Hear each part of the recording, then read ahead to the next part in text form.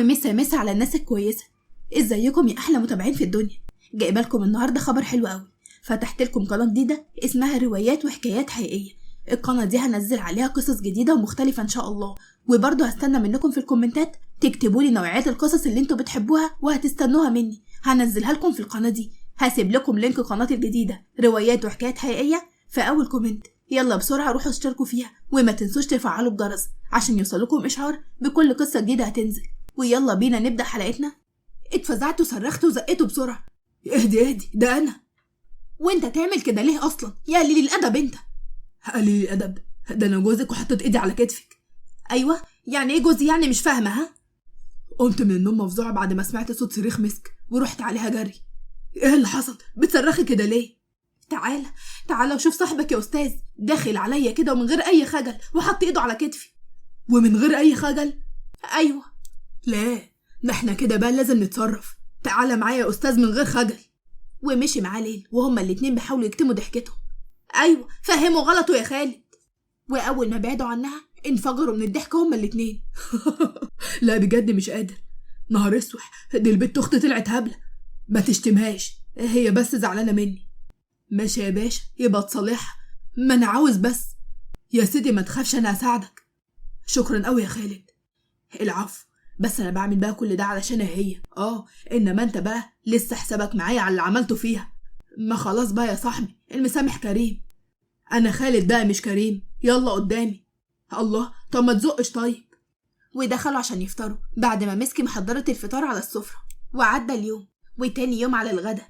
يا سلام يا سلام، بشاميل ورقاق باللحمة، ده ايه ده كله؟ علشان ليل بيحب البشاميل والرقاق. ايوه بقى يا سيدي، ده القلب حن بقى. لا بس هو لسه خارج من المستشفى وبياخد ادويه، فلازم بقى ياكل كويس. والله يعني كده يبقى قلبك محنش؟ بقولك ايه يا خالد، اخرج بره. ماشي يا قلب خالد، بس الراجل استوى فخف بقى عليه شويه. وخرج خالد وساب مسك تكمل الاكل. وعلى السفره ليل قال لها تسلم ايدك يا مسك. ما ردتش عليه، راح وطى راسه وكمل اكله في صمت. هي كانت بتحاول تتمالك من نفسها لكنها ما قدرتش.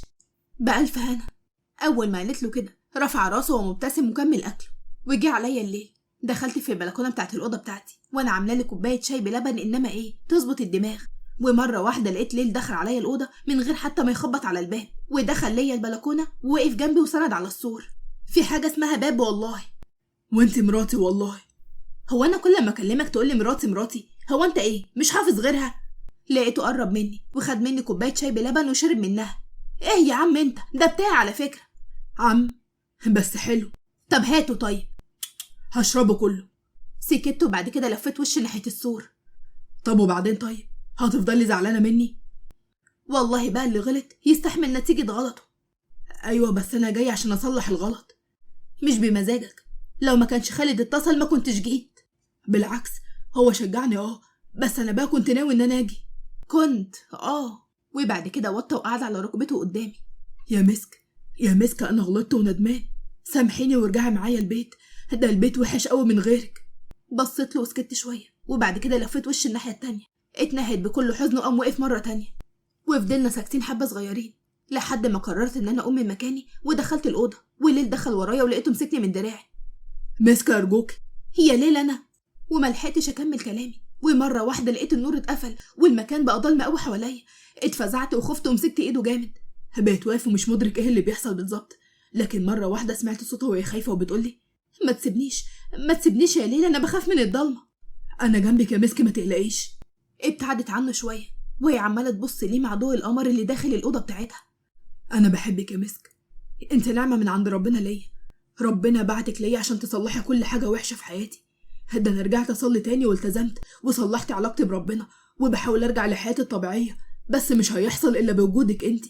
انا من غيرك ولا حاجه، انا بحبك بجد يا مسك. فضلت ساكته وبص لعينه وبسمع كل حرف وكل كلمه هو بيقولها لي. حسيت ان هو صادق بالفعل، في كل كلمه قالها كان صادق. وكنت لسه هتكلم مره واحده الانوار نورت والباب اتفتح ودخل خالد. النور قطع فجاه وايه؟ ايه ده انا شكلي كده جيت في وقت غير مناسب صح؟ لا طبعا، احنا كنا بنتكلم بس. بتتكلموا؟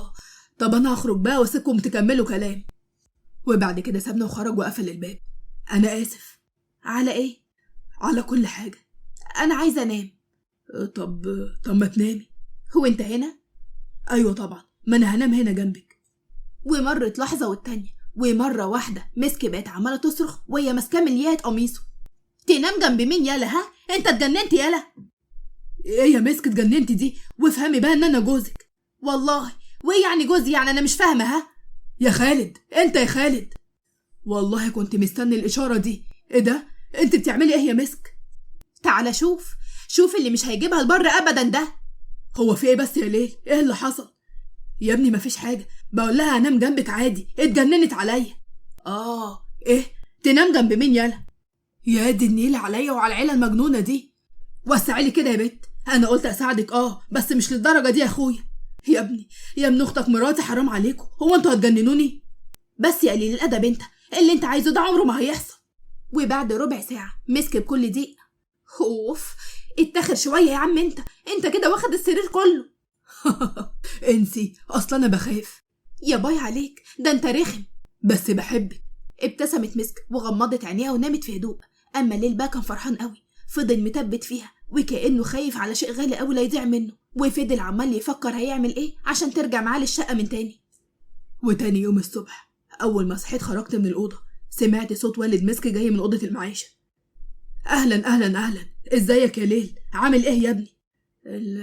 الحمد لله يا عمي، انت اخبارك ايه؟ بخير الحمد لله. وانت بقى يا ليل قررت تعمل ايه؟ انا اسف على اللي حصل، ومستعد والله اعمل اي حاجه عشان مسك تسامحني وترجع معايا من تاني. وايه رايك انت يا مسك؟ بصيت لي ليل، لقيته عمال يبص لي بصه كلها رجاء وندم. اتنهدت وقلت له تمام يا بابا، انا هحضر شنطتي. ياه اخيرا، يا فرج الله يا رب. بس يكون في علمك لو زعلتني تاني ما اقدرش، والله العظيم ما اقدرش، انا خلاص حرمت. ضحكت ورحت عشان احضر شنطتي. وبعد مرور شهر بالظبط، بعينك يا ليل، لا يعني لا. يا رب، طب اهدي بس وخلينا نشوف حل. بصيت له بكل غضب وما ردتش عليه. يعني غيرتك صعبه قوي يا مسك. لما حضرتك توافر ان انا اسافر مع راجل غريب لوحدنا، يبقى ساعتها ممكن اوافق على سفرك ده. ايه ده بقى؟ ده اللي انت بتقوليه ده مستحيل طبعا. شفت بقى، مفيش فرق بين الراجل والست في الغيرة يا ليل. وده بقى مش قلة ثقة، بالعكس، بالنسبة لي ده حب طالما بحدوده مش اوفر. وانت بقى غيرتك دي كلها ومش اوفر؟ لا. طب وبعدين بقى ايه الحل؟ انا هقولك الحل، اسافر معاك بدل ست السكرتيرة دي. والله وانت بقى تفهمي في شغلي. قول عاوزني اعمل لك ايه وانا هعمله على طول. ماشي يا ستي، موافق، وهو نخلص ونعمل شهر عسل. تصدق فكرة برضو، بس هتجيب لي اللي انا عايزاه. ده انت تأمري، الامر لله وحده. وحاجة كمان. ايه تاني؟ تحكي لي حكاية البنت اللي جات لك هنا قبل العملية. حاضر يا مسك، اي حاجة تاني؟ خلاص. طب ممكن بقى ننام عشان انا تعبان؟ ماشي يا سيدي، يلا. وفعلا نمنا. وتاني يوم الصبح اول ما صحيت بدأت احضر الشنط وكل حاجة نحتاجها في السفر. وفي دبي في قاعة اجتماعات احد الشركات الكبرى، كانت واقفة مسك بتشرح المشروع المقترح من شركة ليل ووالده لتنمية التجارة بين مصر ودبي. كل اللي قاعدين سقفوا ليها أول ما خلصت، ومن بينهم ليل اللي زاد إعجابه بيها أكتر وأكتر. وبعد ساعة كانوا قاعدين مع بعض في مطعم. ما كنتش مصدق إن انتي واقفة وبتشرحي المشروع بالمهارة دي كلها يا مسك. عيب عليك يا سيدي، دي أقل حاجة عندي على فكرة.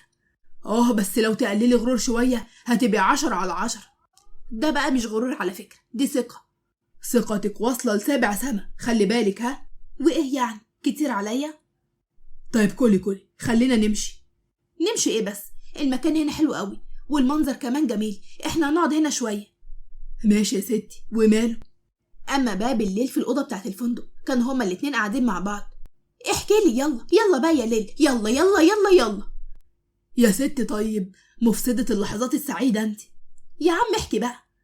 طب وسعي، طيب انام على رجلك. اتفضل احكي لي بقى بقولك. وحط راسه على رجليه وغمض عينه.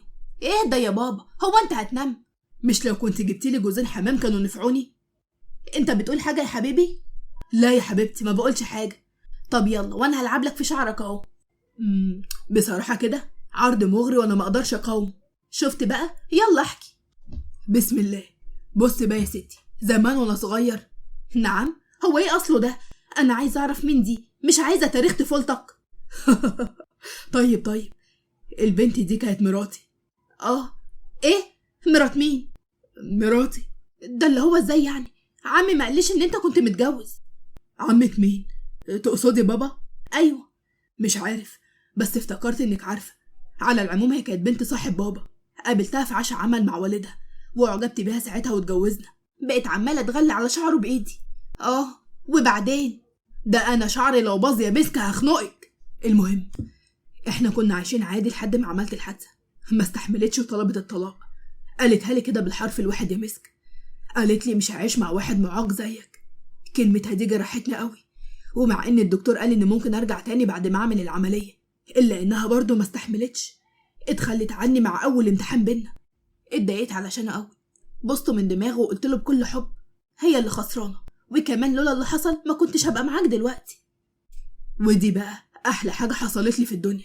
وبعد كده قام مرة واحدة وقال لي المهم قولي لي بقى، انت نفسك يبقى معاكي ولد ولا بنت؟ ايه ده؟ ولادنا يا حبيبتي، يعني انت مثلا نفسك اول خلفة لينا تبقى ولد ولا بنت؟ بص بقى، اللي يجيبه ربنا كله حلو. اكيد طبعا، لكن انا بقى بصراحة عاوز بنوتة حلوة شبهك.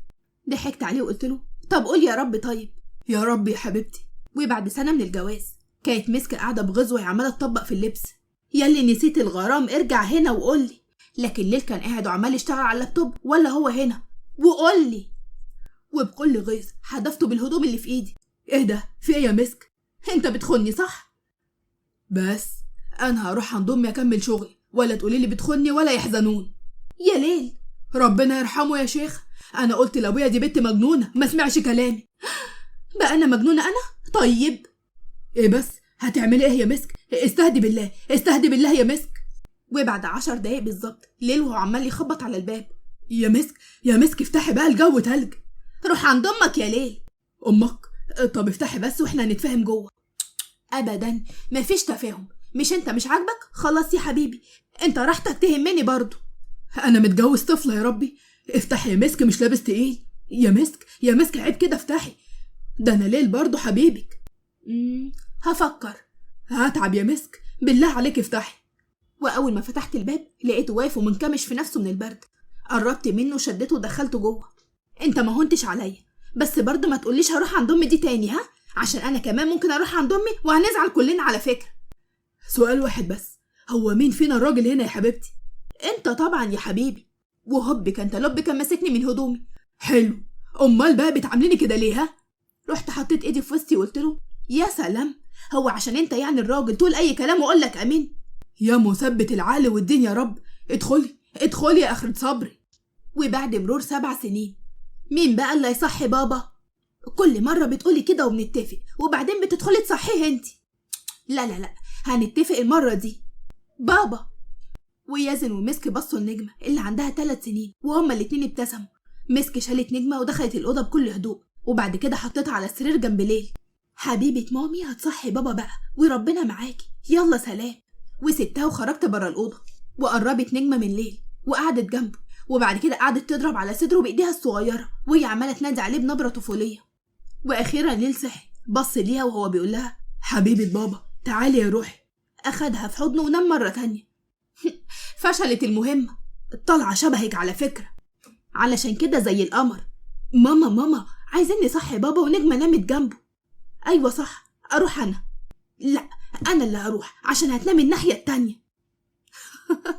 أعمل إيه يعني، غصب عني يا واد. استغفر الله العظيم. وسعي يا مسك وسعي. وسعي يا مسك، نهارك مش فايت. يا بابا الحقني. ايه ده؟ هو في ايه؟ هتاكل الولد.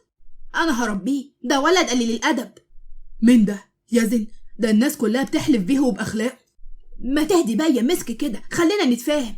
ايه ده؟ انت قلت ايه يا حبيبي يا بابا؟ وبعد 5 دقايق. طب نزلني طيب.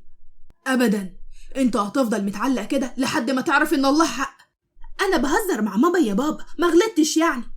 انت يا ولد جايب الفقاقه دي كلها منين ها؟ وراثه. فعلا مع حق والله بقى كده.